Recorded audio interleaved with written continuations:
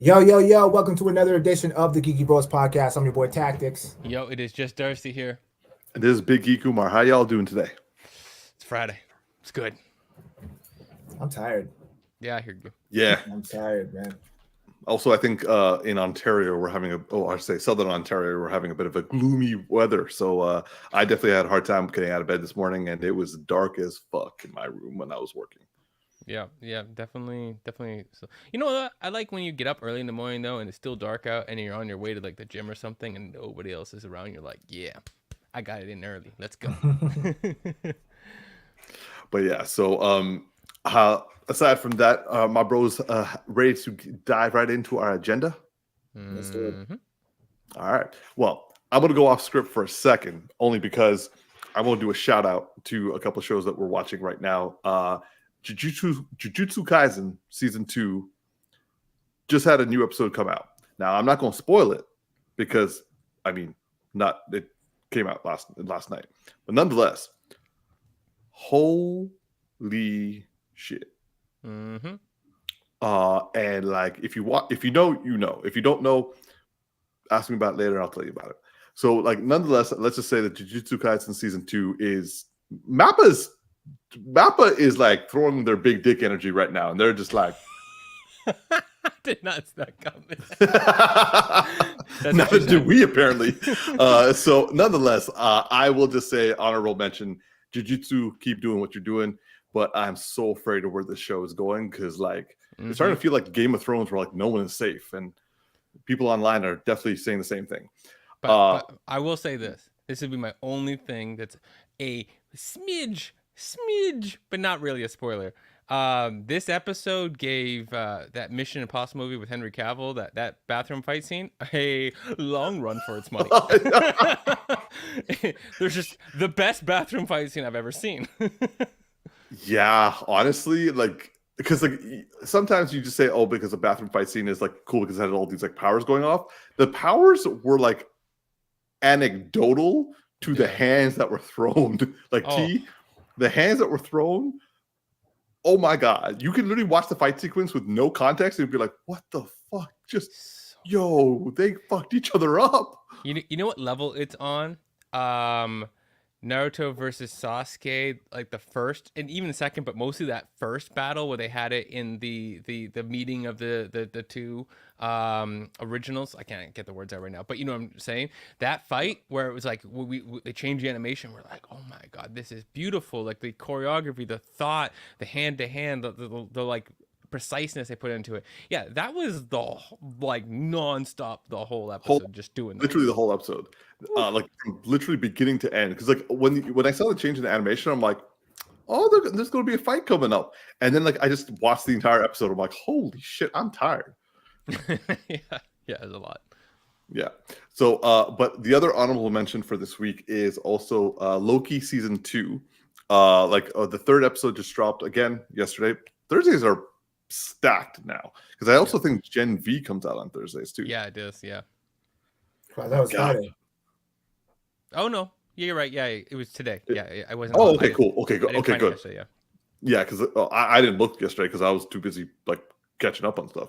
But Loki season 2, episode 3 just came out. I gotta say, I'm actually really enjoying the season. So far, I don't have any issues with it. And just like a mild spoiler, Jonathan Majors shows up in the third episode. He delivers. That man has every time in the MCU, every time he's shown up, he's played a completely different person. Yes. He's played the same character, but he's played a completely different person. Yes. And they're all individually believably completely different people who look identical. Yes. And I actually tend to forget sometimes that he's actually played the other characters. Yeah, it's really good. Also, I want to give a really good shout out to, and I'm not even going to try to say his name because I'm going to butcher it. But our dude that came back not too long ago for his recent movie in Everything Everywhere All at Once. Oh yeah, he's oh my god, you're right. I completely forgot his name right now. Because I know his name in the show is called Obi. Yeah, it's like Key is in the name. Key Kwan? Yeah, I think it's something like close to that. Anyways, yeah, the man's rekindled his career, and he is just amazing in this show. He's such an amazing element, and honestly, I think that if he wasn't there, all of the TVA stuff would not be as fun. It would not wouldn't be as click as much. enjoyable, because he's bringing energy to the TVA that like makes me want to go back. Because I honestly feel like I would be like, all right, let's leave the TVA, let's go somewhere else if he wasn't there, because he's making it so enjoyable. I would say that basically whenever someone interacts with him, you can tell the energy changes. Yeah. And just one final point with this season so far, IMDb is giving it an 8.2 average for the last 3 episodes. Cool. Ooh, yes, that's solid. Yes. All right, now going to our first topic. Jesus, like these guys are trying to make me watch stuff. No, but if you do, no one's going to be upset if you do, T. No one's going to be upset. All right. So our first topic of the night is regarding a oldie but a goodie. So, oh God, I'm sad to say, about 30 years ago or more. Why you gotta put a number on it, bro? Why you gotta put a number on it? I apologize. Some time ago, in the 90s, a very beloved cartoon from Disney came out called Gargoyles, and this show, it ran for, if I recall, I think it like ran for like 4 seasons. There they are. Yeah. So like this show blew me the fuck away when I watched it. It made me like, it actually is the reason why I have such a strong love for Shakespeare, ironically. And then also it just was so dope. So when it went off the air, I was sad, and then they came back with this like stupid Goliath Chronicles, which did not do a good job in keeping the quality of the series. And this was written by like the guy who did who did Young Justice and also Spectacular Spider-Man, Greg Wiseman. Now, we have been hearing for years that there is an attempt to make a live action version of this series, whether it be a live action movie or a live action TV series. It has been predominantly focused on making a live action movie and a movie franchise. At one point, I think it was like Jordan Peterson was going to be directing it, but then he went and did Twilight Zone. Did I say that name right? Yeah, Jordan Peterson. Okay. And then last time we talked about it on here was there were rumors that Kenneth Branagh, the director for the first Thor movie and also for all the Hercules Poirot films. But this past week, it was released that while, yes, Disney is moving forward to make this, they're wanting to make it into a live action series on Disney Plus. And it's going to have, let me get I got his name right, Gary Doberman, to be running the series with under the umbrella of James Wan's Atomic Monster banner. Now, I will just say that like I have always been an advocate for Gargoyles being turned live action, only if it's done well. But let me just find out like Gary Doberman. I just want to make sure that everyone has like an understanding of what he's done in the past. He did The Conjuring. So he wrote and directed and executive produced the Swamp Thing TV series that lasted like 5 episodes that people really liked, but it kind of didn't go anywhere because they got canceled before it even started being released. And also he wrote Annabelle. He also wrote the It movies. He also wrote the Nun movies as well. So let's just say that he has a certain level of horror behind him. This picture, yeah.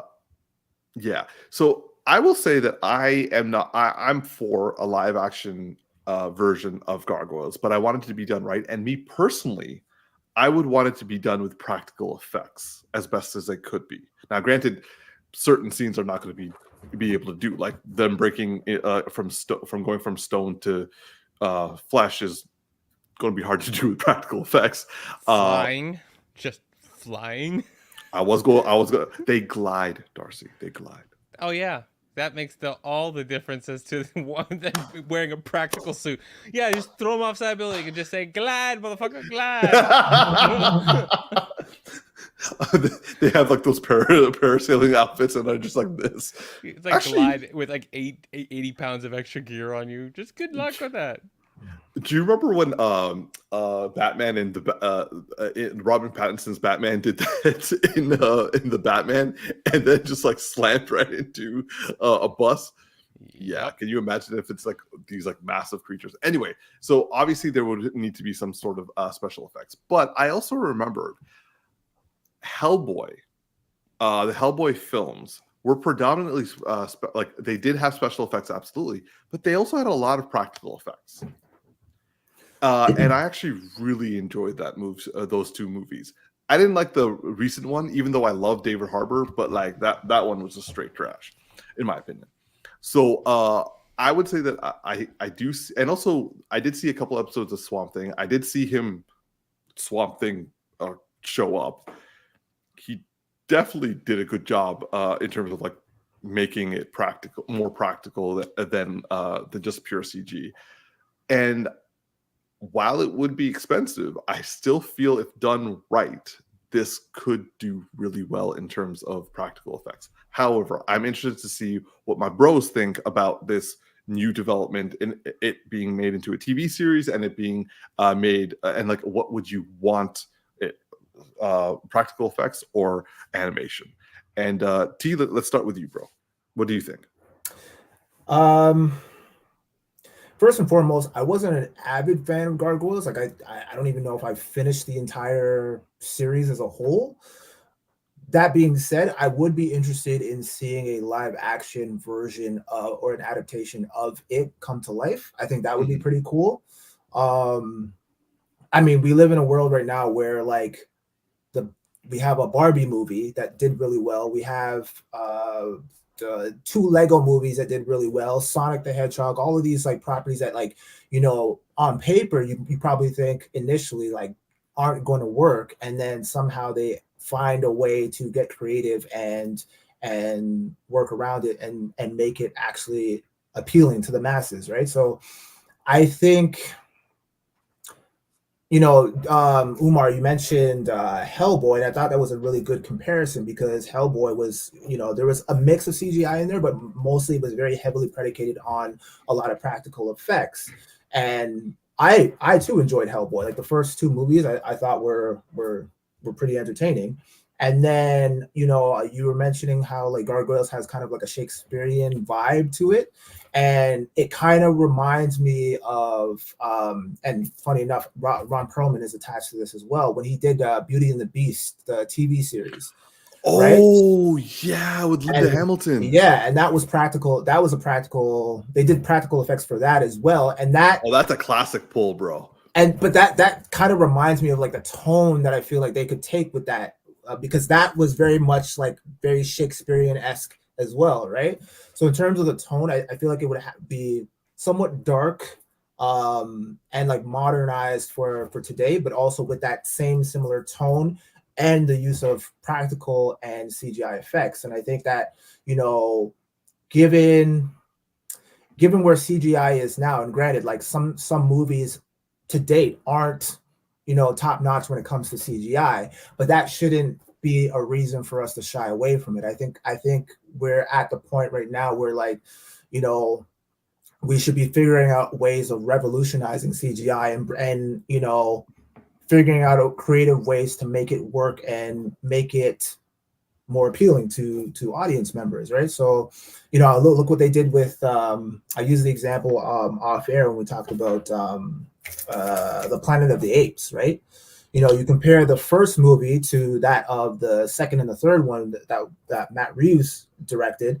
CGI is vastly different, but it's also vastly improved upon, right? Like Yeah. actually, you know what I mean? And I think I totally thought I was looking at apes talking, man. I'm not gonna yeah, lie. like Matt Reeves made us care about a bunch of fucking apes like that. Like, you know, that's crazy, right? And so I think that's if they take that approach, and they make it an interesting storyline, then I think, yeah, given the property, it's probably going to be somewhat niche. But I think if you have a live action, if you do it live action and you have a really really captivating story, I think it could work, right? So I'm all for it. I want to see this as a movie, not so much as a TV series. I agree.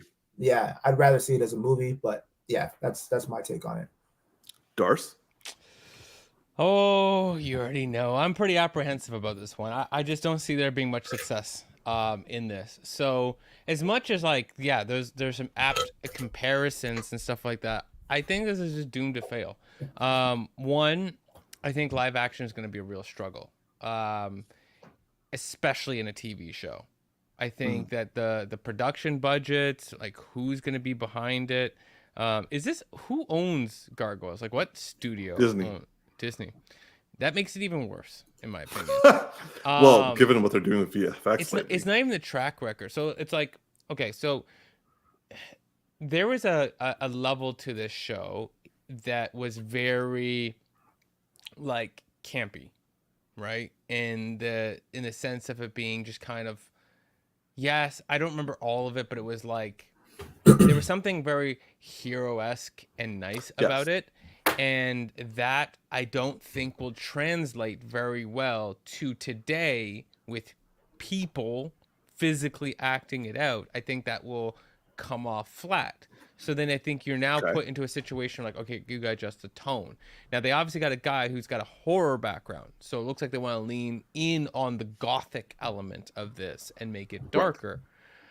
And that's where I go like, okay, that's a really interesting idea. I could get on board with that. But Disney owns it. They're not known for that. And like, they're known for taking old properties and trying to bring them to the new masses, right? Mostly kids. So they're going to get a guy with a horror background to make this for children? Or is Disney actually stepping into the, like, we're going to make horror stuff for adults now? When have they done that? Where is the track record? I just, like, I see that being a struggle. And as much as we can make, like, really good comparisons like Planet of the Apes, I think that the problems are a couple in here. One is that I think that apes are much easier to emote like humans, whereas this, I think we're going to run into an uncanny valley scenario if you don't do heavy CGI. Uncanny Valley? Uncanny Valley is, best example is Henry Cavill's upper lip with the mustache. When they CGI'd out his mustache, it's called Uncanny Valley. It's when you have parts of the CGI that look very off and very uncanny for what they should be. Something's off about kind of like what when like the entirety of Lion King live action CGI, because like the entire time I'm like, this is just weird. Yeah, that one faces a kind of a reverse problem. So uncanny would be more like generally whenever you animate someone's face and their lips and eyes don't really move in a way and it feels very weird. And yes, Lion King, though I didn't watch it, has that. What I understand is actually it's a really good masterpiece of animation. It has a fundamental flaw in that you're trying to make something extremely realistic but in non-emotive, but then animals don't talk and emote like humans, so you've gone too far one way and then try to blend it with something that's too far on the opposite side. You would have to make it look more like Sonic the Hedgehog animation so that it's more like, oh, it's a cartoon with like fur and live action. So for me, the way that I would want the Gargoyles to be redone, and we could debate over movie or TV show on this, but I would want it to be in a more animated style and I'd want to lean more towards Castlevania, towards leaning into the darker elements as much as like we are the direct audience to reboot it for, and Yeah. we're not heavily in depth with it. And so I think it has the room to just be, you don't have to take what it was and try to make it that again. You try to make it something new. And I think the darker, more like seinen type anime would be a better vibe for this. And that's where I kind of would want this to go, personally. But I'm not Could over you- here like begging for this to be remade either. So Right. this is my like, what would I want, given that like I really want this to happen. I will say the Netflix's Castlevania adaptation of the games, the animation for that, first of all, if Disney is going to take that approach, and I mean that's going to be one dark Gargoyle series, because like this, like the first part of the series took place in like Viking England era, and they also smashed a whole bunch of the entire clan. So like it got pretty dark for a kids show. And so yeah, if they went Castlevania, that thing with Castlevania animation style, this would get hella dark for Disney. But I think that yeah, for Disney, that's the biggest problem. I think Disney is like the biggest problem here for me, because it being dark, I think would make it very interesting. I think you could take all of the themes. Like this is gonna be a really bad example, but like the Bel Air to Fresh Prince of Bel Air. So you take Okay. all of the dramatic elements and then you just build your story off of that.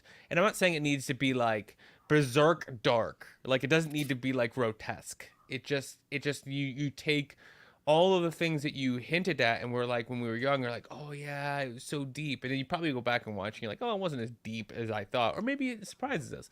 But you take those elements and then you really emphasize them and you really build around that, and you take less of the episodic, like nicely wrapped up and everything was perfectly done so they could get back to the tower and that before the sun came up so they didn't die or like turn a stone like in the wrong place. You get rid of that element. Like you do have that element of there is the sun and there are problems, but it's more of like a kryptonite problem than it is a like perfect way to wrap up an episode for a child at 8:00 in the morning on a Saturday. Like it's you weave that into a different element of the story. That's how this is how I would want it, because that's what you asking for. No, I appreciate it. T. So, couple of questions and comments.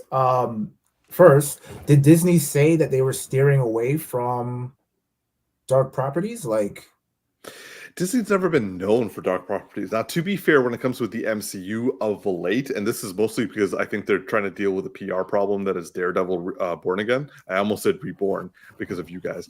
But like they are saying that they're trying to make Daredevil more adult. That's the most recent example of Disney trying to shift tracks. but what about Deadpool? Yeah. See, the thing is, Deadpool was originally from Fox, but now that they're making Deadpool 3 under the banner of it being like Fox and Disney Entertainment. So if they're open to that, then who's to say that they wouldn't be open to making this more dark in tone? I would say that I think what Darcy's saying, and forgive me, Darcy, if I'm misrepresenting you, but you're saying their track record here is the problem, not so much what they're saying they're going to do.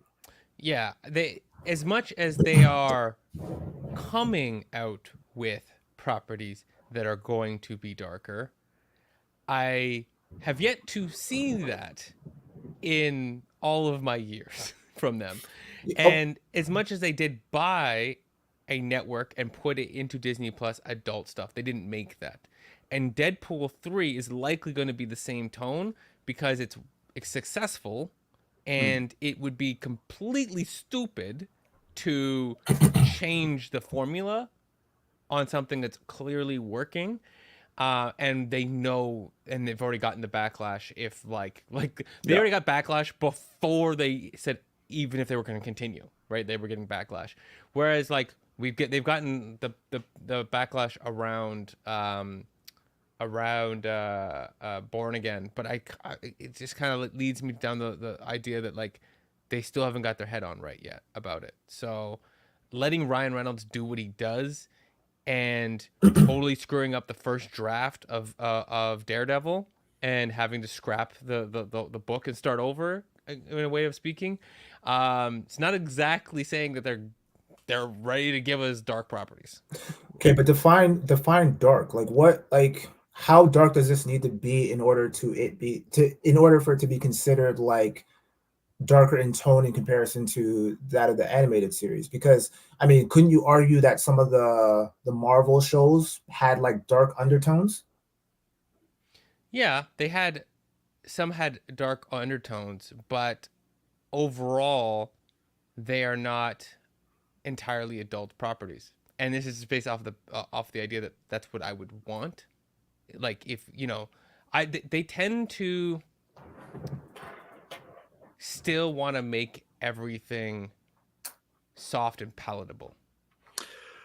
I think possibly the reason why there's this almost debate regarding dark tones and also adult themes is because of the fact that they got a horror movie guy to take over the project. If Kenneth Branagh took over, if Kenneth Branagh took over the project and it was being made in a movie, we wouldn't be on this conversation because we'd be talking about like how much of an adaptation it was. But the fact that a horror movie guy has been taking over and is developing the series, it kind of, and also to be fair, Gargoyles did have, like, for a kid's show, it did have dark tones and dark messaging. Mm-hmm. And I feel like this is more so they're not going to market this to kids. I don't think. I think they're going to market it to those who are actually familiar and grew up with the property, right? And so they're going to make it more adult driven while keeping it, I mean, somewhat tame, right? They're not going to go rated R with this property by any means, but they are going to make it more adult-esque, so that it resonates with an audience that is familiar with the property, as opposed to trying to market it to a new generation of kids. Can you imagine if they made this R? No, that's not happening. But no, I know, but I'm just like, Jesus, that would be terrifying. But I also think that in terms of the aesthetics, as in regards to how they look, I think you could get away with making something really great, whether you choose to go the CGI route or whether you choose to do more practical effects. Because, like I was saying off air, like, Goliath for one, like that pretty much just looks like Ron Perlman in a suit. Like I could see Ron Perlman playing this character, just the same, in a similar fashion to how he did in Hellboy. And then you have that. Let me bring up the other picture of some of the other characters. You have the bald headed dude right here. That's pretty much just Gollum. And we've already seen a Golem. It's just we could just do an updated version. Now, granted, Lexington. Yeah. Oh, yeah. That was his name. Yeah. And then the chick here, like, she has human character. She has human features and stuff like that. No lie, I had a crush on Demona. Oh, we all did. My man, thank you. The only ones that I feel like would be a little bit more difficult are the ones that actually look like dragons, like this red dude and the green guy. Yeah, all the ones on the bottom. Yeah, the three young ones. Like, yeah. Broadway, I think Broadway still has somewhat of a facial expression that's normal, but like, and you're right, like Gollum pretty much captures him. But like, honestly, Brooklyn is the one with the hardest one because he's got a freaking beak, and also Bronx, it's a dog, but like he would have to be fully CGI. But I was just thinking about something. If they went CGI, the only way I could see the CGI being properly done is if they did it the way they did Thanos. Mm-hmm. So no, Dars? No, it's not. So here, I'm going to reiterate the statement that I was making earlier. One, I'm going to clarify something. The desire for it to go dark is more my desire. Like, it's more what I want versus what I think that will do. Do I think Disney's going to make this like super dark? No, I do not think that they're going to make it super dark. I don't think that's what they're going to do. Will they make it adult? Yeah, they could do it adult, right? Like Loki has adult themes and is more darker at times. I could see them doing that. All of that, that's one point. But the other thing I really want to say is, could they do a very visual adaptation that makes people in suits look like the comic? Yeah, you could. And you might have some uncanny valley. You might not, right? It depends how practical you want to be and if people want to show up in those outfits every single day. Here's the thing. This is for me. If they make pretty much an exact adaptation, I won't watch it. I just don't think, for me, unless I get really impressed with the trailer, when I see people walking around looking like gargoyles having conversations about saving people and turning back a stone, I'm just not interested in it. Like, Fair as enough. a cartoon, I said that had about One Piece, bro, and I watched that shit. So okay, you cannot put gargoyles on the same. yes, conversation. I just did, because I did not think that I would like pirates. Oh. All right, looks like it's just you and me, Umar.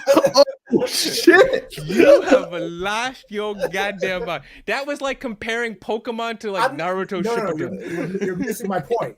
What I'm saying is that I take the same stance as you, where I said I didn't think that I would like a show about pirates. And then I watched it and I was like, oh, there's something interesting here. I'm going to check it out. And now I love it. So To do faithful adaptation.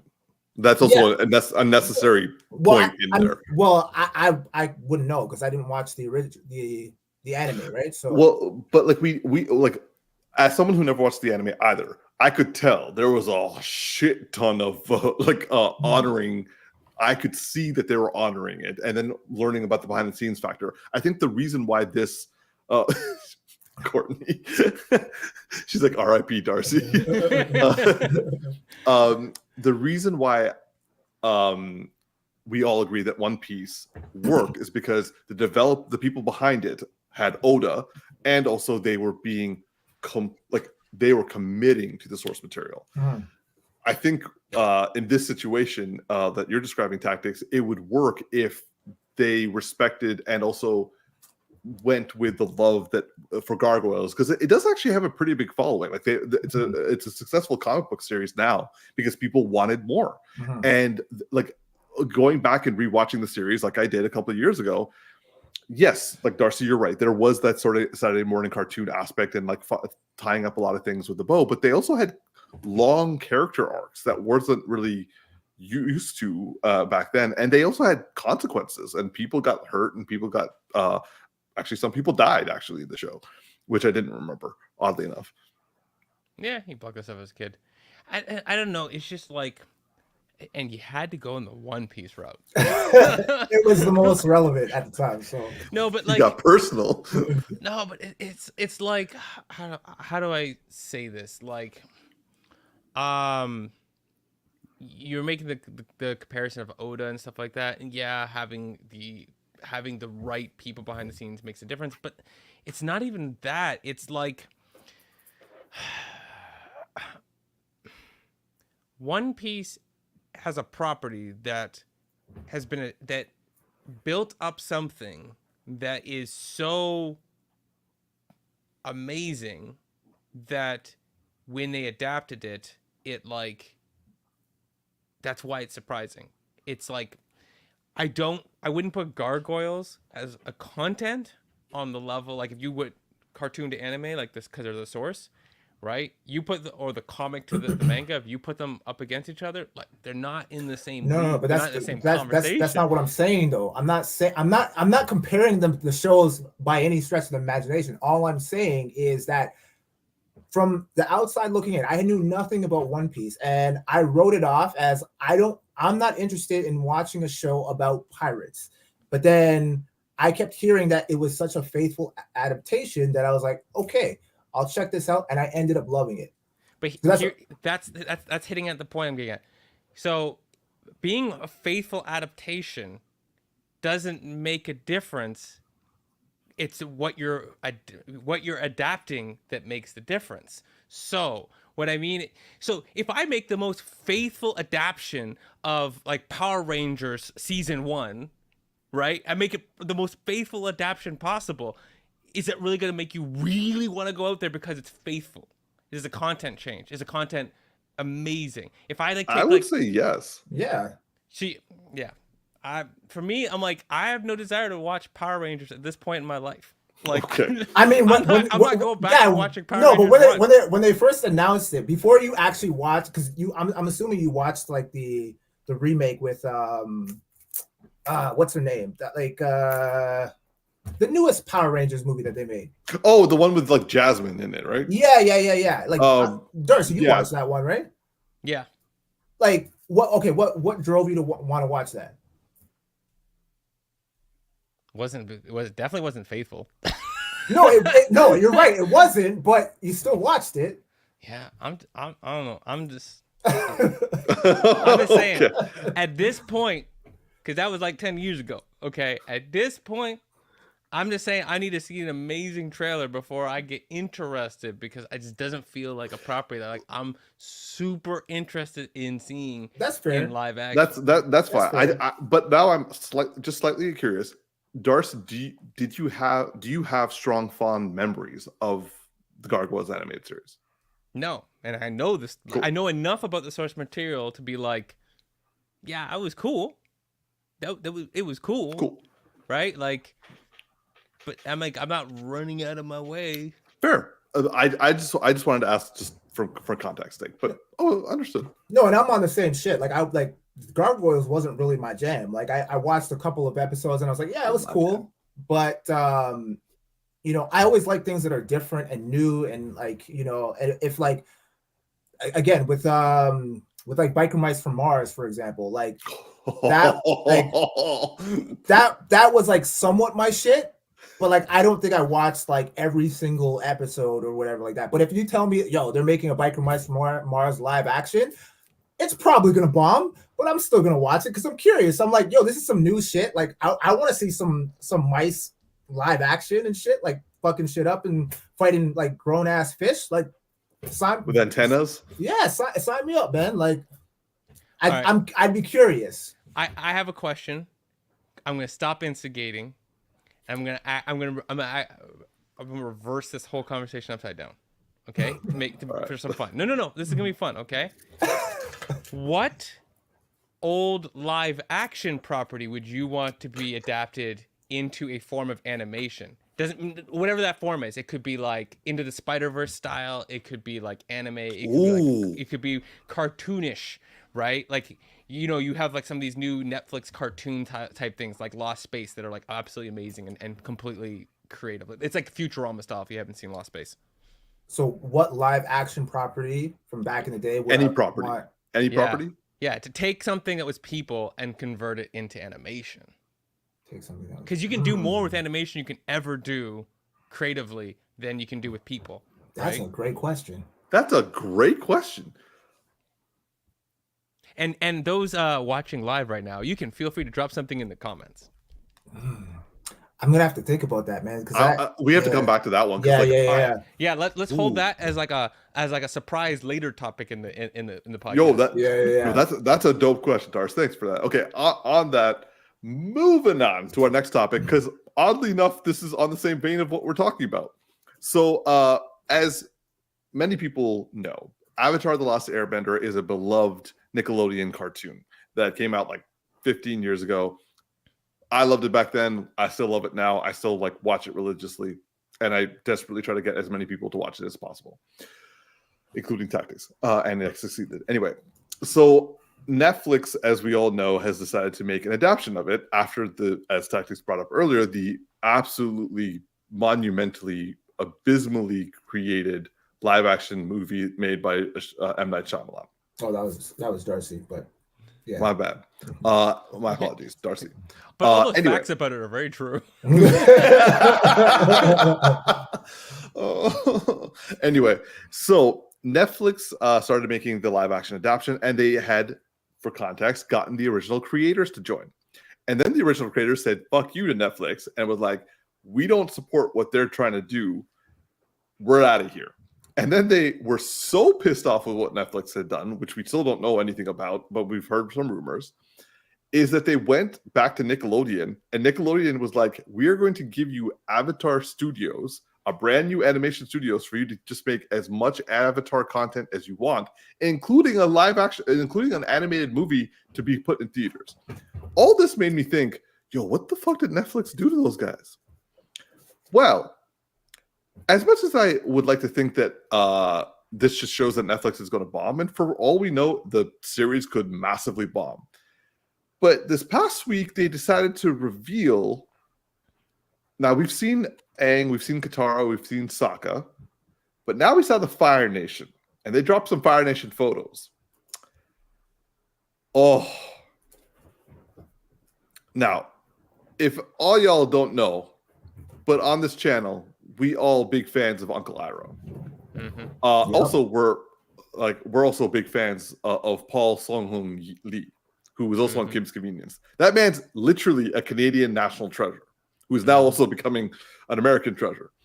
But we all love Uncle Iroh, and in my opinion, Uncle Iroh is standing right in front of me.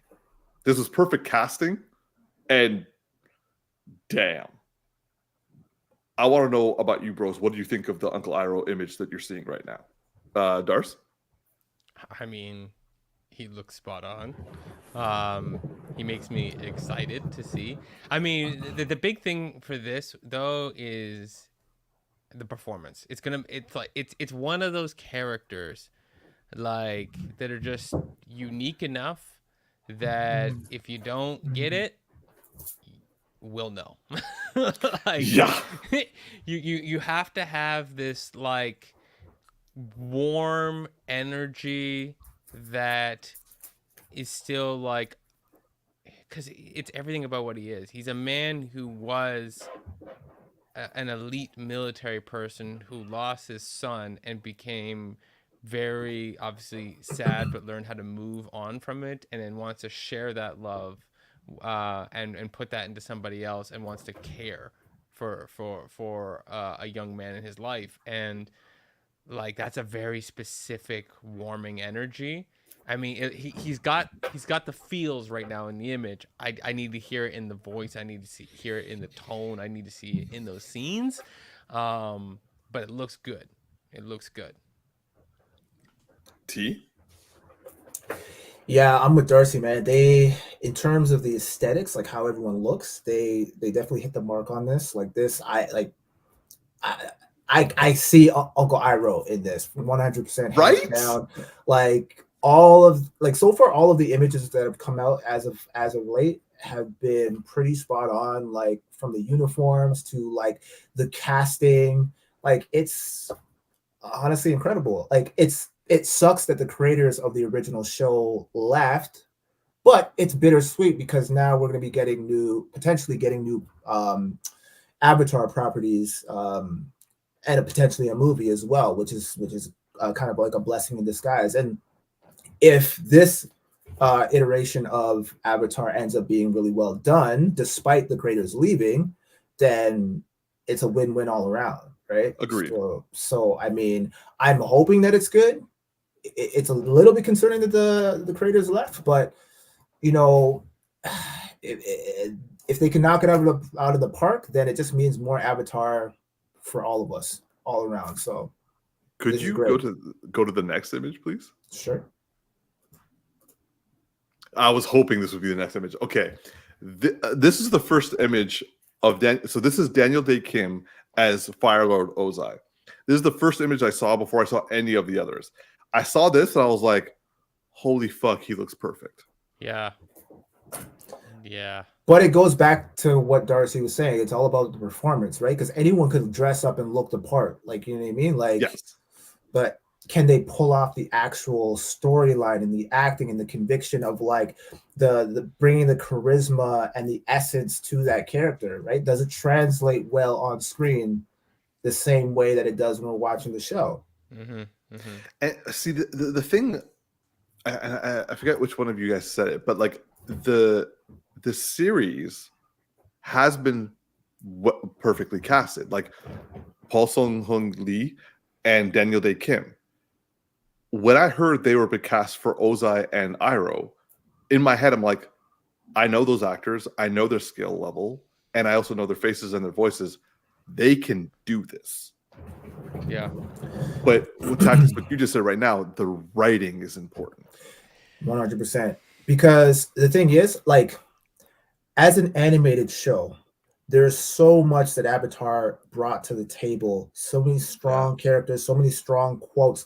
Like that alone, if they nail that, then they have me sold, because Uncle Iroh has some of the most like enriching, like fantastic quotes I've ever heard in my life. Like that still stand to the test of time. And I like, if they can nail that and with full conviction and make you and like draw you in and make you be like, oh man, that's such sage wisdom. Like if it just comes off as campy, I'm just not interested, right? So I really want that element of Uncle Iroh especially to translate well on screen, and I hope that they don't sacrifice that at all.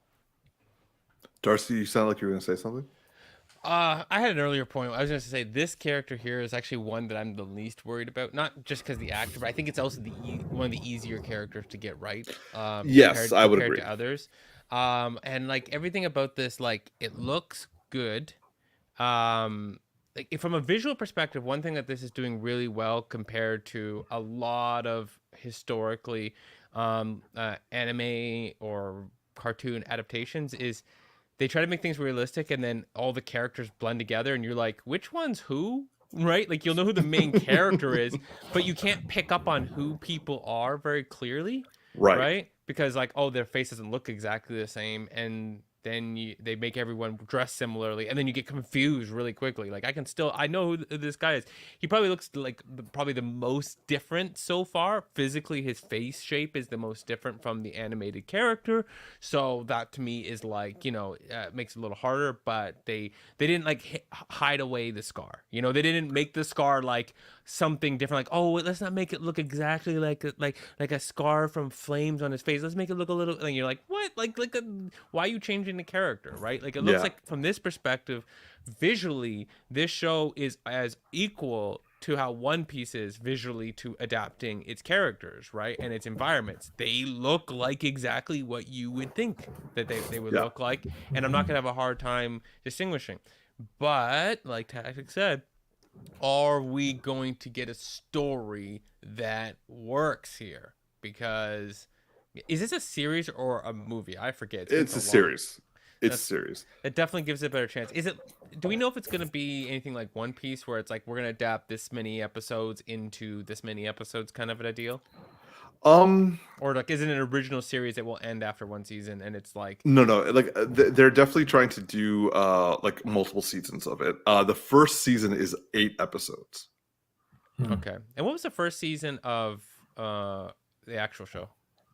That was the one when okay, so first off, Angus discovered Zuko spends the entire first season chasing after him, like he's the main antagonist. No, how many episodes were in the original 20 season? 20. That's what so I'm trying to think of, if they're doing season to season, is it going to be 8 to 20, or is it going to be like 10 to 8? Well, that'd almost be like 1 for 1 episodes then. Because I think they're trying to adapt the first season in these 8 episodes. Now I will say that they have less to adapt, the way, like, for example, the first 8 episodes of One Piece had to they condensed 85 episodes. So yeah, it was like 70, but like, yeah, it's a lot more, because you're basically doing 10 episodes an episode. No, in all fairness, One Piece is notorious for like the first 5.5 minutes, you're not even watching a show yet. and then you have like 4 minutes at the end that are like also credits. So you really, out of a 20-minute episode, watch like about 12 minutes of content. So in all fairness, it's like, it's not as much as it could be, but they'll definitely have a better time in this show, being able to not have to like cut certain things. See, my concern, and this is going back to the writing portion that you talked about, tactics, because my concern is there are 2 things against this. One, Netflix doesn't have a great track record for paying homage to source material. Yeah, this became very apparent during the whole Witcher situation, and Courtney knows what I'm talking about. Like I didn't realize to what extent The Witcher was fucking up the source material until she took me step by step of what the character arcs are supposed to be like. I'm like, That sounds way better. She's like, I know. So that's one thing. The second thing is the rumors. And again, I'm going to iterate that these are rumors and nothing has been officially stated why. But the rumors as to why the creators left wasn't because the creators had said before when they first were announced that they were going to be working with Netflix is we are happy to show to retell our series but in a more mature content, and they were talking about delving deeper into 100-year war, the dealings like the generational conflict, the generational trauma, what these characters would go through as children in a war. But what was coming out of what Netflix had wanted, again, rumors, is that they wanted to age up the characters to introduce like more violence and more sex. So you know what this kind of sounds like? 0 to 1. It kind of sounds like the animated movie adaptation of The Killing Joke, where they had that whole Batgirl story arc. Oh my god! That nobody asked for, nobody wanted. Like, I'm hoping it's not on the same vein, but that's kind of what it sounds like. I completely agree with you because yes, absolutely yes, because that was some bullshit. Yeah, I agree. Yeah. We definitely don't need more sex. We had 0 sex in the first one, and if we did, it was an implied implication that went right past me. There was none. The most we had was like kissing, and and we didn't actually see an on-screen kiss until like season 2. Yeah, and more violence. Like, okay, we do like the more fights, blood. But they wanted more blood. We don't really need. Okay, I mean, no, they don't. I mean, not until you get to Korra. A lot of blood is not needed. Having blood could be of value in the show, right? Yes, making fair. sure. But I would do it not in a perspective like everyone comes out bloody every time. More of a like, let's add consequence to a fight by showing physical damage, right? Yes. And then there is a whole actual learning the bloodbend at one point. But I mean, we're not even in that season yet, so. Oh Jesus Christ! Can you imagine? Yeah, like we're not even there. So yeah. Yeah. So that is why I am worried because like I hate the fact that it looks fantastic, and they got good actors. Like for crying out loud, they got I always forget his name. It's like Ken. Let me look it up.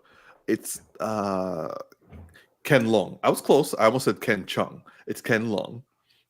Ken Leung as Zhao, who was also the other main antagonist of the first season. And going back to what you were saying, Darcy, in terms of Zhao and Ozai are the easiest to get because like Ozai was basically a Saturday morning cartoon villain just over 3 seasons. It was what his effects were done to his children that was more nuanced. Zhao was kind of just an extreme totalitarian commander. And it was interesting to see him just unwaveringly being completely focused on his nationalism. Yeah. Anyway, so we shall see where this goes. But so far, the actors and the looks of the series have impressed me personally. All right, moving on to our next topic. So this was a surprising geeky news that came out this past week. Matthew Vaughn, he is the director of Kingsman. He's also the director of X-Men First Class. He came out recently saying that when X-Men 3 was coming out, he was actually set to direct, and he left X-Men 3, and people didn't really know why. He's decided to go on record now, this past week, to explain why. And the reason was fucked up.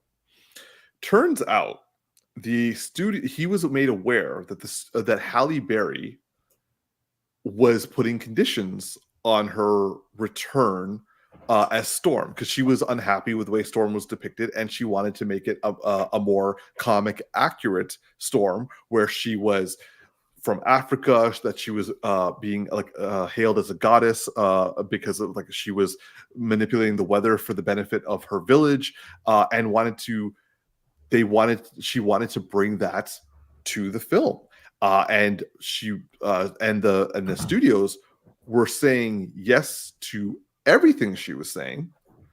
But when Matthew Vaughn was getting ready to direct, they were saying, yeah, we're just let me just see if I can find the exact quote. He said, okay, so I got the script and I was like, what the hell is this draft?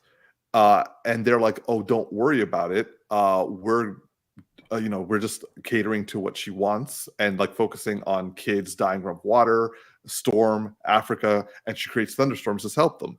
But while he thought that was a really cool idea, he's like, oh, okay, so I need to do a rewrite. And they're like, no, we're just doing this to get her to sign on. We're going to scrap it right afterwards and continue with our current script. There's also one little nuance to add there. When they didn't give him the script, he showed up to the studio for like a meeting, and he saw the script with like the name of the movie on it, but it was a much bigger script than the one that he had. And he asked what it was, and they wouldn't give it to him. And he said like he was mad in the moment, and he grabbed it off the desk like without their like desire to give it to him. Yeah, brother's permission, and he read that, and then that's why he decided to quit, because they had said that like, yeah, we're just getting her, we're using it as a means to bait her to sign the contract and then tossing it. Yeah. So now I don't I'm not blind to the fact that he's doing this right well when the writer's strike is still not the writer's strike, the actor strike, the SAG strike is still going on strong with the executives having left the table. But like, I knew Hollywood executives sucked, and like there was the whole Me Too movement aspect to it as well, and like but like this caught me off guard for some reason. Not gonna lie. Yeah. T, did you hear about this? Yeah, mainly because we put it in the chat. Oh, okay. Yeah. Thank you. There are times I wonder if you. I did my there are times but like, what do you think about this, man?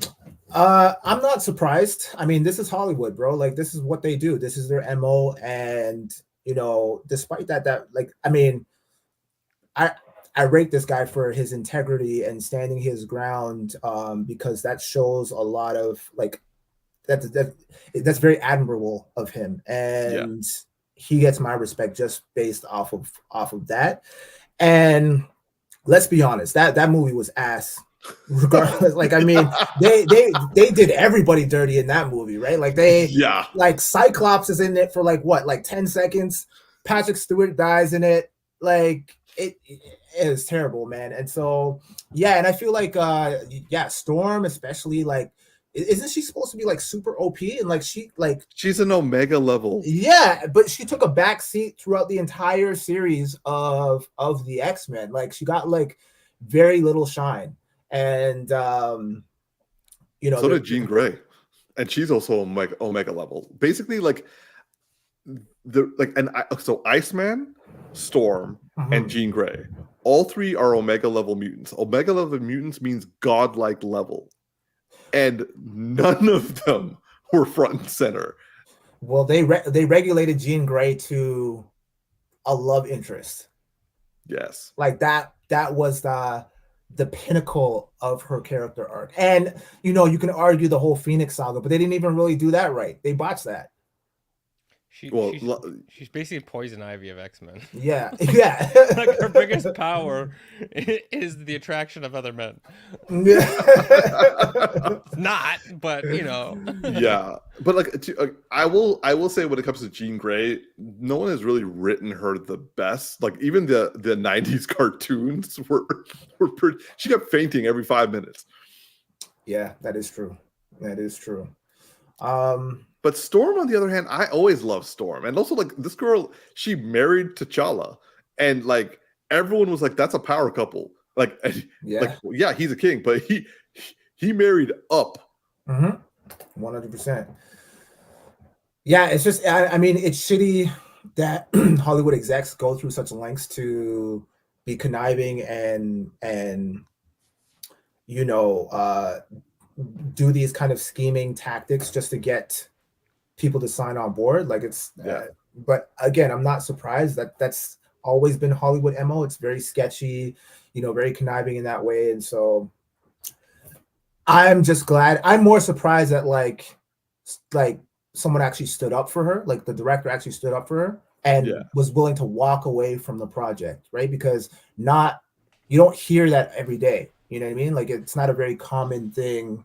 And so the fact that he actually went and did that is admirable, and I respect that. Durst? I mean, overall, I respect his decision, and I respect the situation. I'm gonna add a little bit of context. There's something else he said that I analyzed a little bit. So, additionally, he said, if they're gonna do that to an Oscar-winning actor, what are they going to, or actress? He said, what are they gonna do to me? And, I didn't read that part. Well, because I watched it in the actual like clip of him talking about it like on the panel. And that part, so I don't know if he ever like contacted Halle Berry to like let her know of what he saw, or kept that to himself because it's the business and whatnot. But he said after that he just like left and went off and to like he left Hollywood and went to make Kingsman. Basically, he was making Kingsman outside of the circles of Hollywood because he wasn't going to put up with that kind of the political nature and the way that the things work. So as much as like he's a man of morals and is doing the right thing, and I like all that. I wouldn't necessarily, I think a lot of people are paying this way, but I don't necessarily interpret it as a standing up for Halle Berry unless he contacted her, which we don't know. He didn't mention that, and she decided to proceed forward on her own accord. Because I don't know, maybe the money was needed or something, you know, like she thought her lawyers had her back better than they did or something like that. She's like, oh, I hear you, but my lawyers got handled, and they don't, you know, and it didn't happen that way. But otherwise, it was more of a like him looking at it as like she's this level. She's won an Oscar. I'm this level, and I know I'm gonna get screwed in the making of this picture, so I'm stepping out of this. Right? I'm using that as a signal to get out, but he may have not contacted her and was like, all right. And Halle just like went in completely thinking that everything was the way that she was going to get what she was going to get, and she got nothing. So, I get that. So, you know, there's that like element to it. But regardless, I'm not trying to take away a knock from I like that he had the integrity and to see that kind of stuff and to not just like go in and to see that.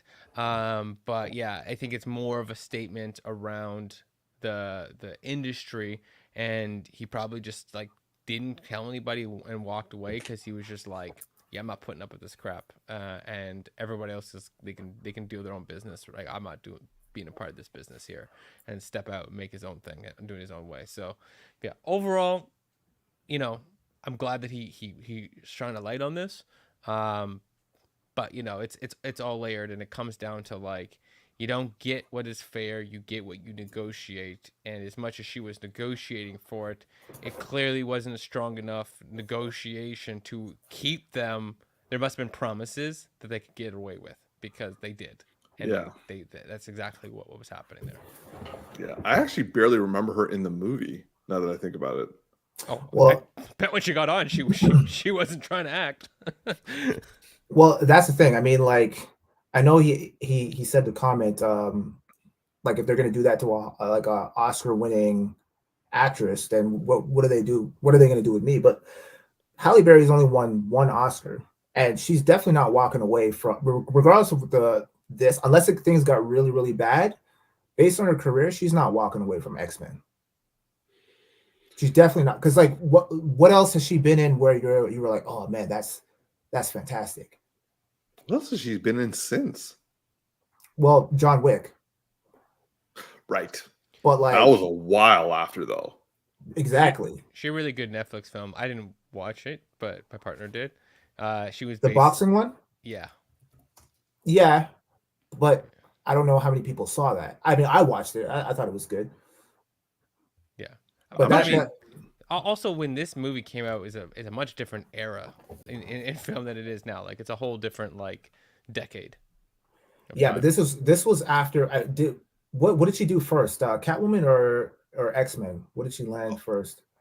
She did Catwoman after X2.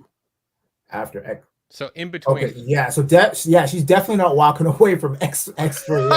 Yeah, I agree. I agree. Yeah, she definitely needed a win. So, I mean, it'd be different if it was like someone who won multiple Academy Awards or like Oscars, and then that comment was like, oh yeah, if they're gonna do that too. Yeah, but it's the nature of the lying and the manipulation that he looked at it and go like, it's not just about what they're gonna do to him, but it's like he knows whatever he's about to direct, it's not gonna come out whatever he wants to make. He's not gonna be able to make it, because if they're going to, I'm not saying it's like we could weigh that her Oscar is but not as good as somebody else's Oscars and all that kind of stuff, but the fact is like they're just using her to make money. Oh They're yeah, just, 100%. and like in general, that's how they're always doing with all actors. But they're doing it to the point where they're just using her Oscar to put it on the writing, on the poster. They don't care. And so he very much gets a signal that I'm not going to be able to make whatever film it is I want to make if they don't even care, and they're just going to lie to people and then force them to do what they want instead of like allow them to gain things. Because if they didn't like that vision and they want to go a different vision, then maybe you just get different switch up your cast and you do a different thing if you're doing it like more fairly and honestly trying to create something. In this case, like they're not honestly trying to create something, they're just trying to make money, and they're just forcing it through lies. So just going back a little bit to what we were saying, Halle Berry. So like X-Men. So this particular movie that we're discussing is X-Men: The Last Stand, X-Men 3. That came out in 2006. She's did like a solid set of movies, but almost all of them were like low key ones. Like the ones that I knew that she was in was Cloud Atlas and X-Men: Days of Future Past. She, interestingly enough, was in Kingsman. Oh yeah. In I think the second installment, and then her movie immediately after that was John Wick 3. So like she has been doing stuff, but I think she moved to like indie, which I mean, if X3 is any indication, I can see why she decided to like ditch the big Hollywood films and just act in the indie ones. Oh, 100%. Yep. Because how many times do you want to keep getting lied to? Yeah, exactly. And she only came back for like for Days of Future Past, where she was like part of an ensemble. And I feel like by doing the indie films, like yes, you reach a smaller audience, but you have a chance to really hone in on your acting skills and build up like a very obscure audience to the point where you can start to reintroduce yourself into mainstream, similar to like what Twilight, Robert Pattinson did. He was doing a bunch of indie films, and then all of a sudden he comes out and now he's Batman. Yeah. But that also comes like the thing that we don't normally talk about is it also comes down to the actual team behind the scenes. Like a lot of the times people, they do the big ones for the money, but the experience is wretched, right? It is a bunch of egos and tough executives and whatnot. And then you get into smaller films, or sometimes you still are big films, but the crew that makes them are very tight knit, and they only make their films with certain people and whatnot. Like your James Gunn only makes his films with the same people all the time. Matt Reeves probably keeps the same collective of people around him, right? You know, Christopher Nolan. Exactly, right. And so when you get to working with some of these people, you know, or James Cameron or whatnot, like you know, they're gonna have you're gonna go in for a specific tone, but you want that experience. You might choose it because you want to rather work with this kind of crew and do your craft and enjoy yourself, or you go with a James Cameron. You know you're gonna go a grueling experience, but you're gonna make an amazing film and you're gonna enjoy the output significantly. Totally. But when you join in with these like random movies by studios that's thrown together with a bunch of people and nobody really cares about anything, right? You go from like, even though Zack Snyder doesn't make the films that Umar likes, you go from enjoying the film to all of a sudden you switch out and you get what's his name making Justice League, and everyone hates the experience, and it's absolutely wretched. right? Yeah, because to your point, Darcy, it's more of a collaborative effort. Like Zack Snyder is a perfect example because you know, say what you will about his actual movies and the story writing process. Like everyone that talks about their experience on set with him have like nothing but positive things to say They because go to bat for him. yeah, there and it's the same thing with James Gunn, where it's like everyone like he's such a goofball on set, and like everyone just has a good time, and like they're all just it's like a party, like it's a party at work, right? And that's the environment that you usually want to be in when you're doing these long, grueling hours working on set. Yeah. And versus some of these Hollywood films where it's all about business and money, and it kind of puts a lot of stress in the environment to the point where people like can't wait to wrap up and they're not giving it 100% of their all like into the performance. Yeah. They're just taking the money and running, literally. And also, for all we know, she probably got the dime for being disrespected, and then was like, "Okay, I don't need to go back to 100%. Yeah. Yeah. All right. Moving on to our next topic. So, as fans of our podcast will know, we are all very, very happy with the Amazon animated series called Invincible. And so as a result, starting November 3rd, season 2 is going to premiere on Amazon. And the full trailer got released this past week, and we got to take a look at it. Now, I want to hear what my bros think, because like I haven't heard anything of what you guys think so far. So like T, let's start with you, man. What do you think of the season 2 trailer for Invincible? Bro, I've been waiting for this show for so long. Like I feel like we've gotten to, maybe this isn't accurate, but I feel like we've gotten to the boys shows before season 2 of this show has dropped. I don't think that's true, but that's what it felt like. I feel it too, if I'm being honest. And so I've been waiting. I'm like, yo, did this show get canceled? Like, what's going on? Like, I'm waiting for it to like come back, and I'm super excited. No pun intended that it's coming back, and sooner than I thought. I didn't know it was coming out in November, but that trailer definitely hooked me. I love the show. I'm excited to see where they take it. There's a lot of things I saw in the trailer where I'm kind of like, okay, wait, what the hell is going on, right? Like so, what?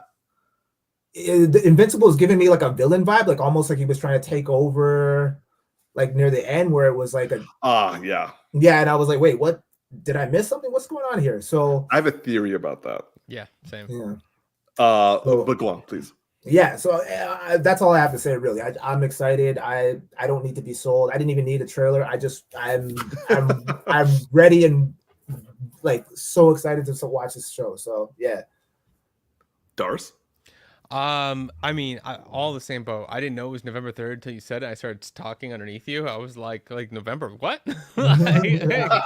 Holy.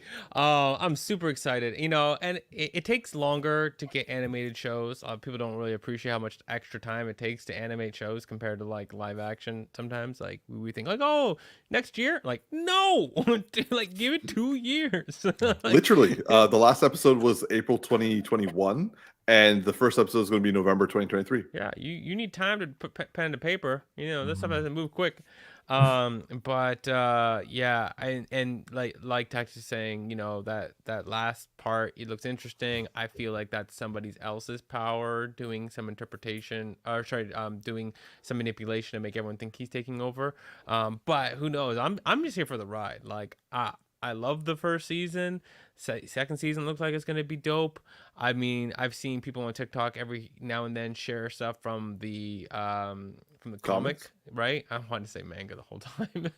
I was like, don't do it. But yeah, and like how much more intense this show gets, and like how big the story will get. Plus, I know that they're changing this adaptation, right? And it's still the same creator, but they're like adjusting the story. So even though the comics are very far and doing interesting things, we may never see an exact representation like that. We might get a slightly different adjustment. One thing I'm really excited for in this, and I'm so glad I saw it in the trailer, and I bet we're gonna get a lot more of it. Christine, forget her last name, but his mother. Oh my God, Sandra Oh. Sandra. Oh, sorry, yeah, not Christine. I think Christine. When you said Christine, it threw me for a run.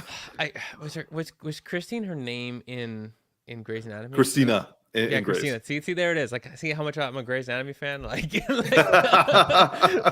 I'm like, I'm still talking about the right person, just in the wrong context. But the thing I loved about the show, like in the first season, is like one, the mom was a boss, and two, it showed a great dynamic. She wasn't just like some random like throwaway character who just like, oh, and my mother was asking me to do this, that's why I couldn't do superhero things, and it's just like an obstacle but not a person. Like, she's fully rounded, and she's looks like she's gonna be delivering some tough scenes and really rounding this out, and that I feel is going to be like really, really, really awesome. So I look forward to that. But yeah, is it November 3rd yet? Like, can I start tomorrow? Like, let's go. Yeah. So thankfully, in 2 weeks, this will the first episode will debut. I will say, so first of all, I also love the trailer. I also didn't need a trailer, just like you guys. I'm ready to go. I loved the first season. I loved Invincible Adam Eve special episode that they came out with a couple of months back. I also loved hearing all the new voices and also the old voices coming back. Like we got Sterling K. Brown coming in as oh my god, I always want to call him Langstrom. Was it Langstrom? I can't remember the character's name, but the dude who is like opening up the portals to the different universes, he's in there. And just so you guys know, I think that since he is able to go into different universes, he goes to a universe where, what you call it, Mark is the villain, making that statement. But anyway, Courtney's asking Darcy, are y'all McDreamy or McSteamy fans? I'm gonna have to go McSteamy for me. He was a douche, but at the same time, he was cute. Yeah, I was like, cute in his behavior. I was a McSteamy all the way. I was never the biggest fan of McDreamy, and also finding out about the behind the scenes stuff was not also cool. But yeah, I was way more. It's just him and what's her name didn't the woman who played Meredith, can't think of her real name right now. But yeah, they weren't always the biggest fans of each other's. But yeah, fair enough. I like the McSteamy character more. Yeah, but yeah. Jack is like, what are y'all talking about? I'm more of a McGriddle fan, to be honest. You know, that is OG underrated. Okay, that is underrated. That's facts. That's facts. I need a McGriddle, by the way. I've been thinking about that every so often. Like, if we drive by McDonald's, I'd be like, yo. The sweet and savory, man. Yo, that's a good touch. Yo, I'm telling you, pancakes with bacon on top, salty bacon, amazing. Turkey bacon for those who are of that flavor.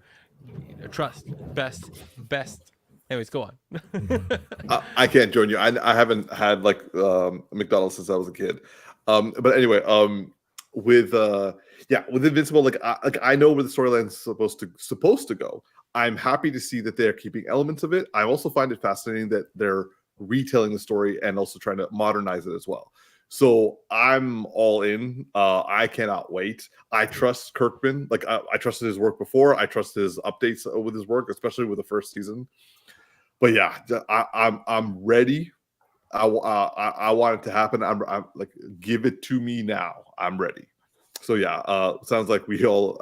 Doesn't seem like there's any surprise or much variation between the three of us. So moving on to our next topic and our final topic of the evening. More Amazon. More Amazon. Yeah, like we Amazon's doing some good show right now. So last week we discussed how I think Tactics and I were about halfway through the series of Gen V. 4. He'd seen 4 episodes. You had seen 5 episodes, 5. I think. And I had seen no episodes. Right. So we were all at different spots in watching Gen V, the series that's a spin-off of The Boys, which is taking place around the same time as what The Boys is left off at. And they've said that the season finale of Gen V, and by the way, Gen V has been renewed for season 2 as of yesterday. But the final episode of Gen V is meant to lead into The Boys season 4, I believe. Anyway, so Darcy, we're going to start with you, man. We are going to now we can go full spoilers. So, but just out of curiosity, have you guys seen the episode from today? I have. No, Sorry, I'm watching it today. Okay, cool. But I have. Okay, cool. All right. So I've also watched today's episode, and we will just not talk about that one. So episodes 1 to 5. Darcy, what do you think of episodes 1 to 5 of Gen V? Spoiler full. Yeah, I really like this show. It is very much for me the right way of doing what this is meant to be, right? A side story inside of a universe, but very much absolutely feels part of that universe. And it does it without needing to bring in all the I don't think is there any characters from The Boys in this? Like anybody shows up for any scenes? There's Easter eggs, but not like references. Ashley shows up. Oh yeah. And also Ashley at the very beginning, yeah, and also in like another episode, in the second episode, also we see the like you said, like they're basically television shows of the actors coming in, and the latest episode had a guest appearance, but I'm not going to ruin it for tactics. I'm forgetting what that guest appearance is, but regardless, Soldier Boy. Damn. It was in the trailer leading up to the next episode. So I didn't see that. Yeah, now I remember. Try not to spoil. But it doesn't need them, right? Like the Soldier Boy definitely, like, he wasn't needed at all. It's amazing. It's funny, but it's like it's totally not important to the story, like at all. Like it's like minorly important, but the thing could have been the clock from Loki, and it still would have been fine. Like his purpose was like irrelevant, other than just being a joke. But it does a good job of like being right in that universe, dealing with the same kinds of problems from different angles. Oh my gosh, yes, exactly. That's an exactly perfect photo. That is an exactly on thing. Oh yeah. Oh, I love at the end where he's like, okay, you guys need, after he's done filming his last thing, it's like just looking at that tree, like. I'm trying to think. There was like another thing that tried to do some kind of spin-off like this and failed. Like Marvel's done a couple of them. The Mutants movie fail, right? For the X-Men thing. Wasn't really Marvel. That was like, but it's still under Marvel technically. And then you had the other show that they did with like a bunch of kids. Then there was some secret society thing that, like, from the trailer I was like, that's a failure, and we weren't wrong. And so whereas this is like, yep, it's 100% hitting the universe. It's on the nose. It's funny at times. It's crazy. The amount of dick jokes in this show is insane, and they're like graphic half the damn time. Like is this episode the last one, Umar, the only one that I can't think of a dick reference? There was no dick in the last episode, this was weird. This was brilliant, man. I love this part. Agreed. This scene was fantastic. The way just caught me off guard. Disturbing though. Yes. It's weird how it's like, so this scene, and I only minor spoiler. Well, when we're doing full spoilers. So he fighting all of these like soldiers, and he's just ripping them apart. But it's all in puppets, and yet you're still hearing their voices, and it was so much like, it would have been horrible to see, but seen as puppets, you think would make it easier, and it made it harder for me. It made it so much harder because it was like a softness to their cries of pain, and then they're like, oh, we're just gonna do like these confetti for the blood splattering, and we're gonna take yarn to show his intestines being pulled out of him, and I'm like, it's like it was like more visceral, and it was yet not showing me the actual thing. It was genius, as Attack said, but it was like, wow, that was one of the hardest scenes since in anything of The Boys and Gen V for like morbid, like grotesque fight scenes. It was the worst one for me, and I'm like, how is that the worst one? I found, and I like, that's why I said it was weird, because like for me, the brutality of it was worse because there were Muppets being ripped apart with the sounds of people in reality, and like you're both oddly enjoying it from like some sort of like adolescent mindset, but then the reality of it is also coming up at the same time as an adult, and like the combination is just fucking with your brain, and I'm just like, what am I watching right now?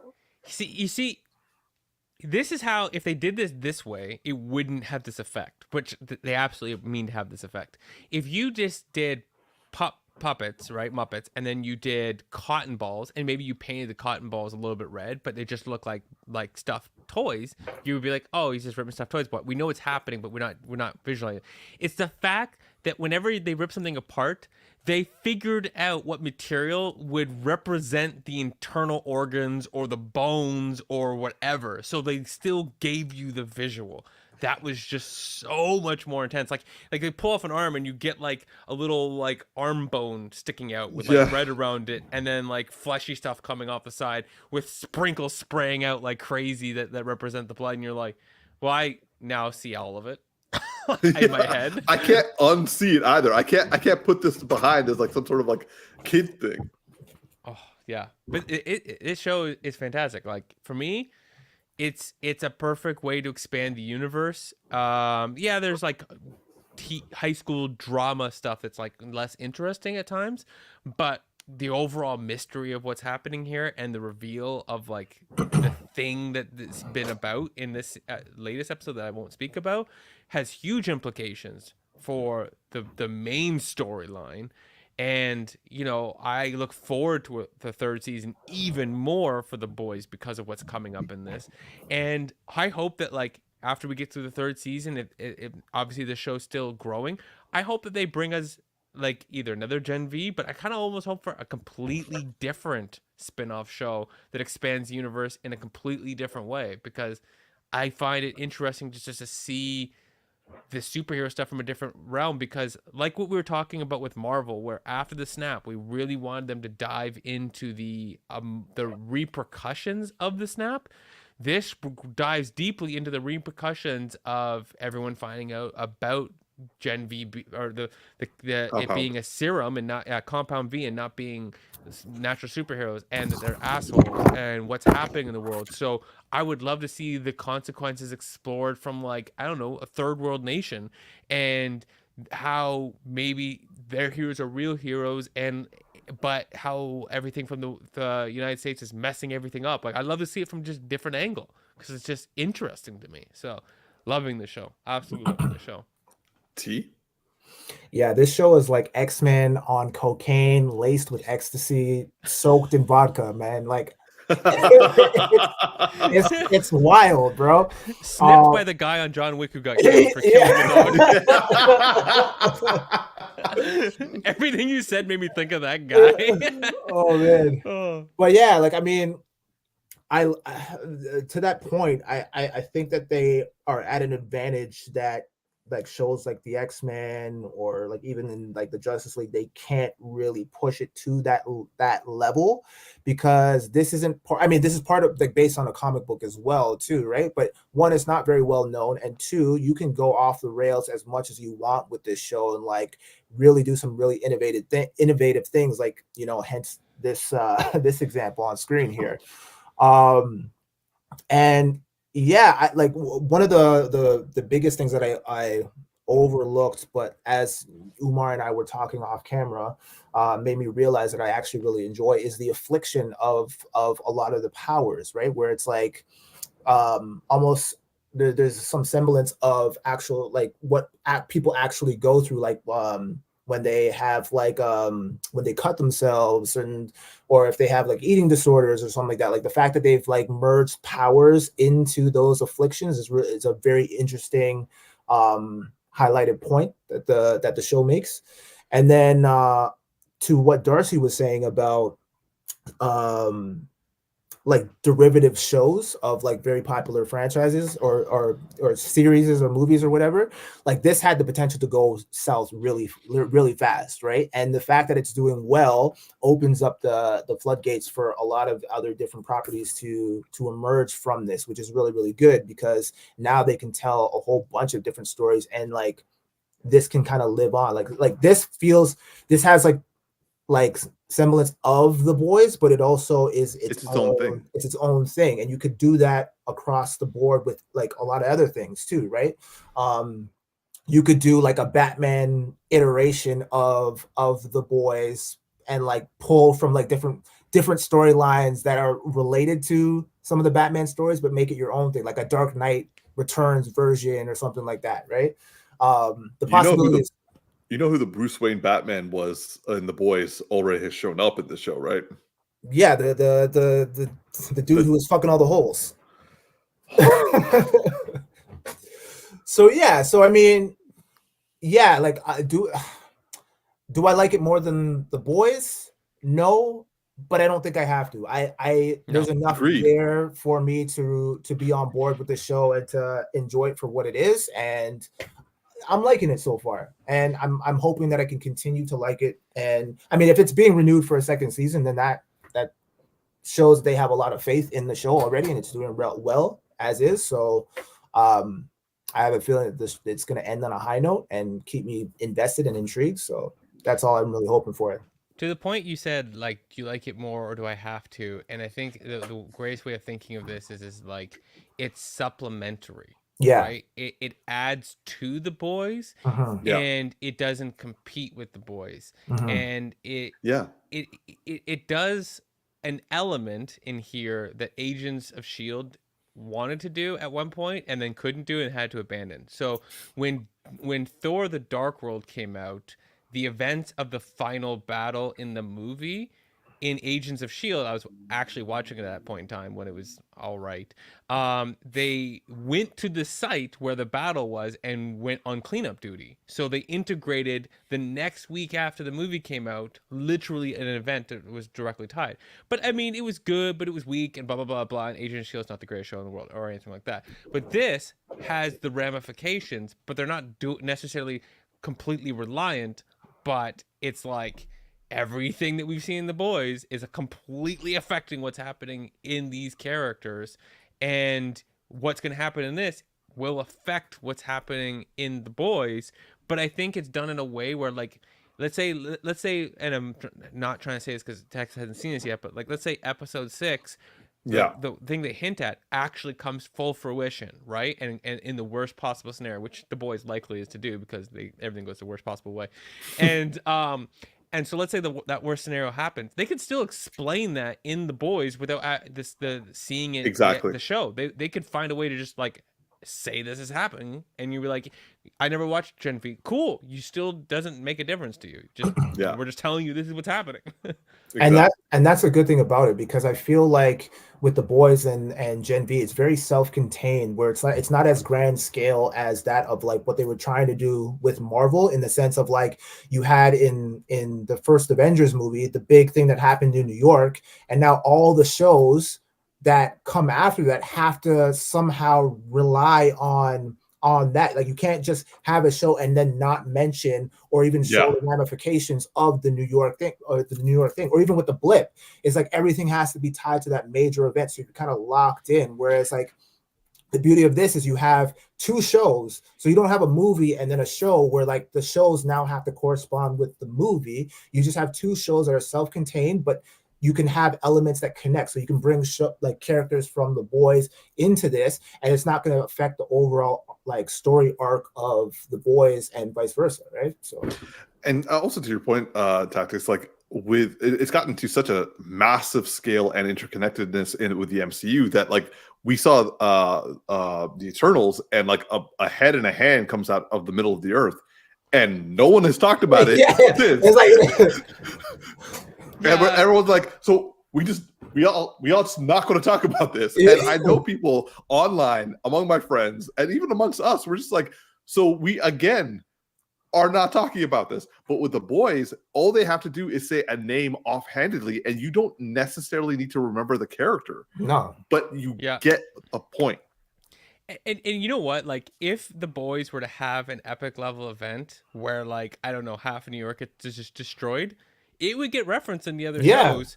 It would just be a thing. They'd be like, and it would probably come up as like social media content within the show, right? Yeah. Like, and it would like literally start off one episode, and then it'd just be like some girl be like, "Oh my god, I'm here at the site," just like 100%. And he'd be like, "What the hell?" And then that's how the show would handle it, and it would just move on. That's the beauty of the show, right? Like they can take it to that level because they don't have anything to lose, right? Like they're like, it's all free game for them at that point. They don't take themselves too seriously, and so therefore they can kind of have fun with it and like play on those like comedic tropes of like social media and like our addiction to it and whatnot, or like whatever story you want to run with it, right? Like everything can work in this case. And like one of the things, like it was a very small moment, but like like for example, in I think it was like the first episode, they have the guy who does like the introductory to like media relations, and everyone's like, didn't that guy like direct like the boys' version of the Justice League or like the MCU? Oh film? Yeah, that's right. Yeah. And they're like, yeah, but then he like flashed himself in front of Minka Kelly, and now he's here. It's like, so Vaughn is just so desperate to keep their people in house that they're like, yeah, okay, we're gonna take you off of directing. But we're gonna have you like, you know, with a bunch of kids, like a bunch of like a few adolescent children that you can like, you know, give them. And he's like, what am I doing here? All right, give me my paycheck. And I'm like, yo, facts though. That's absolutely true. Yeah. They know how to do what they're doing, and yes, they don't take it too serious. I love it. No, and the interesting thing is they still reference what happened at the end of season 3 of The Boys with Homelander killing, and they're having debates on, like, we only see like a second of it on like TV and on social media, but they're having the debates of whether what he did was bad or not, and like people are just walking right past that, but at the same time they're like, oh okay, and it's like wow. And so for me, I'm loving this the season as the series as well. I found that like it took me a while to like the characters in comparison to The Boys. Like the Boys, I got in pretty quickly with everybody, and also you have like very strong reactions to some characters in The Boys. This one, you grew with the characters, which I liked because like I actually feel like I know them a lot more now. Also, like tactics, what I was saying to you, like I loved the relatability and parallels that they made to things that adolescents go through when they go to college, when they're trying to find themselves. Like the things you said, like, you know, people facing bulimia, people facing like with like the stress of cutting themselves, people overstressing and like needing to take drugs and still not being able to have that issue, worries about connecting. And also, I really liked how they handled the trans community's experiences, and like tactics. You said it to me, and I actually didn't put. I couldn't actually like put words to it until you said it to me. Where you're like, this is a situation where you have to say they, because otherwise you are you're facing a female when they transition, and if you say, hey, how you doing, guy, it's like, why are you calling him a guy? And it's a smart way to get people used to using the pronoun, right? Which like when I thought about it, I was like, that's actually pretty genius. Yeah. And also it makes you actually feel for them when the parents or when the father is being like it's like affecting them. And like I didn't actually piece this together until the latest episode, but like when the father said, you were my beautiful boy, and it's like, and now you do this thing, and I'm like, you're the one who injected them with Compound V, so you did this and now you're blaming them for it. Yeah, you just mad you With- didn't get your result you wanted. Yeah. Exactly, which kind of comes through why people have kids sometimes and why this is such a big threat to them. And so, like, just like you said, it was genius. And these are things that you like. We're kind of doing like a overall discussion, but if we went episode by episode, we could do deep dives on a lot of aspects. Yeah.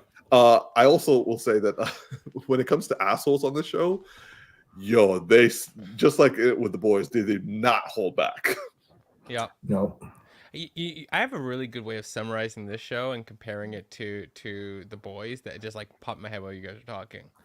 The Boys is what happens if the Justice League were assholes. Yeah. Gen V is what would happen if the X-Men were assholes. Yeah. This is Professor X's school of assholes. This is all I'm like, what do I like about this? It's basic. I was thinking about the girl with blood powers. I'm like, oh, that's very much like X-Men when the one of them has a power that they can't control and there's consequences and they have like a dark story, except we get to see the horrible dark story at the very beginning. You're like, oh, that's a really dark story. They even have a rogue. Yeah. A right? rogue-like character. Yeah. It's literally just X-Men. Like, Yeah. it's the school version, not the like OG like running around saving the world X-Men. It's just the kids in school at the And Xavier realistic. Institute. Yeah, it's just that's all it is. And I'm like, yep. So what do we get next? Right? Is the next show like something Marvel? Is the next show like some what's the next like group of superheroes that we want to adapt? I think you're right when you said Batman, because like the next the other types are the ones who do like criminal investigations on like on the street level. And so like that would be the next one. Either that or what's the one that Zack Snyder did? The Watchmen. Yeah. That's already fucked up to begin with. Yeah. That's not going to get much nicer afterwards. Oh my. But like another thing about like this show that I would say is with the level of duality between real life and like on campus stuff, because like they are doing a good job of like capturing that shit happens. Even in universities, shit does happen and like people don't talk about it. And like they even like mildly talked about the fact that like universities are known to kind of hide the racism and hide the sexual assaults from like being dealt with, which I would say that there hasn't been a lot of racism in this show, which surprises me, to be honest. But they do a lot of like sexual assault related aspects. But oh, by the way, Darcy, did you know that Arnold Schwarzenegger's son is Golden Boy? Yeah. Well, you guys kind of spoiled that for me when you're talking about the last episode where our podcast. You're talking about like I'm like, oh, so I just like immediately started like looking to figure out who it was. I'm like, yeah, it's him. He looks right there. You could see where Arnold Schwarzenegger is skinny. Like it's a skinnier version, but I can see the appearance there. Yeah. I just I found it hilarious that I told Tactics that it was like a light bulb moment for him. Yeah, because like Sylvia and I were watching it, and she's like, "Where have we seen him before?" And I'm like, "I don't think I've ever seen this guy in my life." And then that's when you told us afterwards, right? And I was like, "Oh, okay, now I see it. I just don't remember ever seeing him like in any capacity." So, yeah, I find him a better actor than his father. I mean, that's not surprising though. I mean, Arnold wasn't known for his like Shakespearean acting, right? I mean, how to put this? I think for Arnold's a good actor with all things considered. Yes. And he's a better actor than a lot of people who've come from the same kind of bread and butter as him, as in being foreign, English, definitely second language, even after all these years, have a very thick accent, right? And was brought in for something like he's actually has more range than a lot of people, and he's shown it. But I mean, his son has an extreme advantage. Like growing up, like if you brought his son to act in the country his father was from, he would not be that good of an actor. So it's no, that's fair. That's reverse fair. the roles. Yeah. All right. Well, do you guys have any final comments before we close up? No. I want to see the boys' version of Suicide Squad. Mm. That's the next season I want. The spin-off show. Just take something really messed up and make it way more messed up. Yo, that could get really politically incorrect very quickly.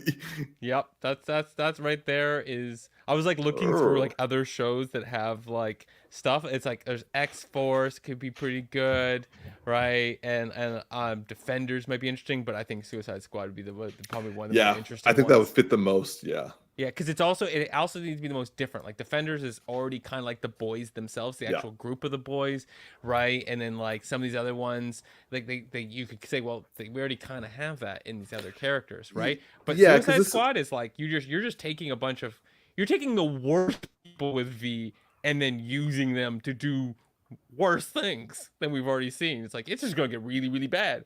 You just like it would be them, but it wouldn't be solving problems in America. They would be sending them and deploying them to other countries. That's why I'm like, that's what I'm saying. It would be a political.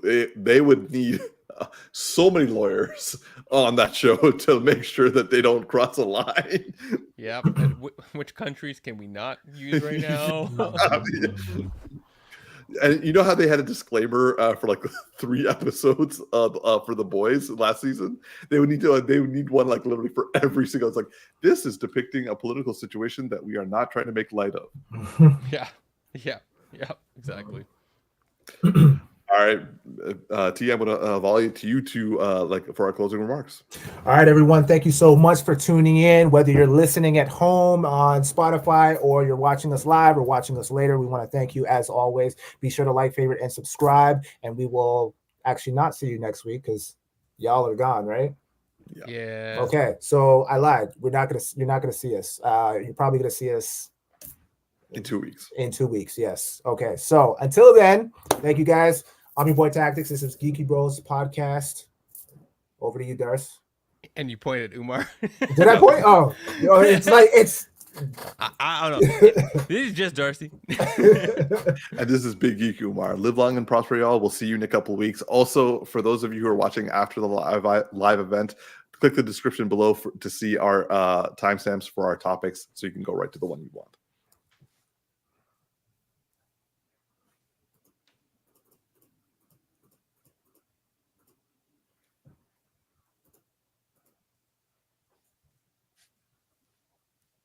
I don't know.